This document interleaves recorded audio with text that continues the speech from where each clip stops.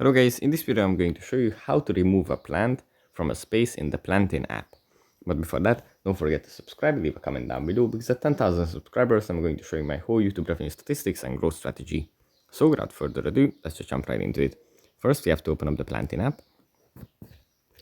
And here it opens up in My Plants. Here we have a space, the living room. We can tap on this. And here we have a plant. And if we tap on the three dots in the top right corner, we can tap on remove plant to remove it, or tap on retire plant, which basically has the same effect. See, remove plant, remove, and then we can add the reason why we remove the plant, like this. And then we can go back and add another plant or do whatever. So yeah, that's pretty much it for this video. Hope it was helpful for you guys, and I'll see you in the next one. Bye.